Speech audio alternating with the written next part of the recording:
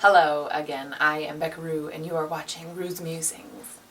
One of the primary reasons I'm grateful for yoga is the marshmallowy buffer that I talk about, that inside of the human churning of my mind, there's a part of me that's watching that churning that often, as y'all know, gets a kick out of it. So the other day, I was feeling behind.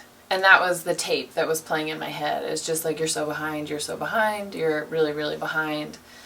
And then through the marshmallowy buffer, I heard myself saying that. And I'm like, that is so funny. What does that even mean?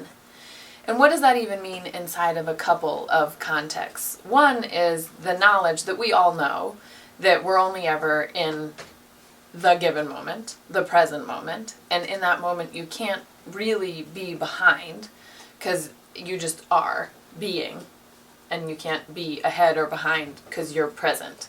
So that is just how it is, and not really where most of us live, so I think.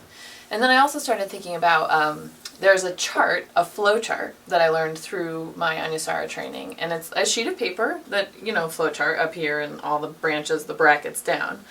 And it's actually a flowchart of sort of the meaning of life, or what we're doing here, or how we came to be, which just makes me laugh hysterically that there's a flowchart of the meaning of life.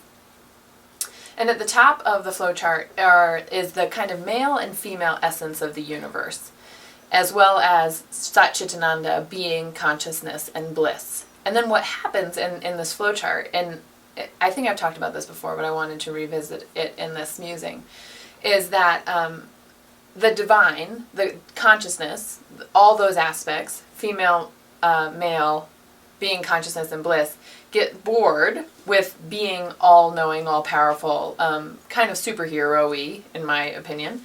And so they decide to take on human form. And that's one of through the Tantric Yoga philosophy, the reasons that we're here is because the powers that be chose to take on human form, interestingly enough, to better know their freedom. So there's this play inside of boundaries, that if there's no boundaries to your freedom, you don't even feel free, because there's no boundary to it. The boundary musing will be another day. Boundaries are fascinating to me. Inside of male, female, being, consciousness, and bliss getting masked, it's called the Maya. That's where some of our human craziness comes up. So linear time shows up above in the top part of the flowchart. Linear time doesn't exist. You can just be in any place and time in the world whenever you want to. We live in linear time, which is what makes us feel behind, like we're behind. And we can't be behind. And even as I'm saying that, there's the argument in my head of like, but you can be late. If I'm supposed to be here, let's say I was supposed to be here to film this musing today at 4:30 and I showed up at 4:45. I am actually behind. I'm late. I'm making people wait on me. And I can't be late. You can't be behind because there's only this moment. So inside of yoga and inside of this time in our lives, it's the holidays where many of us feel behind in various ways, on time-wise or financially or getting in touch with family, whatever it is. I wanted to revisit this idea that, to me, most of us live in this human brain that is a disaster. At least mine feels like a disaster most of the time. It's confused and it's judgmental and it's full of ego, and it's just a little bit nuts, like truly nuts. So in any given moment, and this yoga teaches us, and it really makes me feel like, life is awesome, and this paradigm shift helps me feel okay inside of my human craziness.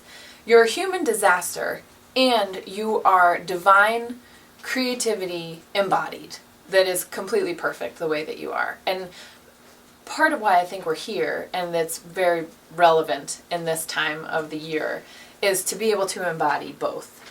To be your crazy human self, and then to be able to look through the marshmallowy buffer from your more divine self and say, like, it's so funny that I'm getting all worked up about feeling behind, because that never helps. Getting worked up about being behind doesn't catch you up. It slows you down more. So I just think it's so interesting. And I love to open to our human disaster idea, that we can't change it, I don't think. I mean, maybe if we sat in caves for the next 30 years and meditated, we could shift through some of our crazy mind. And that's part of what yoga is asking us to do, is to be able to filter the brain craziness so that we stop listening to the nuts part. It's Becca's interpretation. But I like my nuts part. Do you like your nuts part? Think of if your nuts part wasn't there and it was just peace and equanimity and understanding all the time. You'd be so alone. You'd be the only person in the world who wasn't crazy.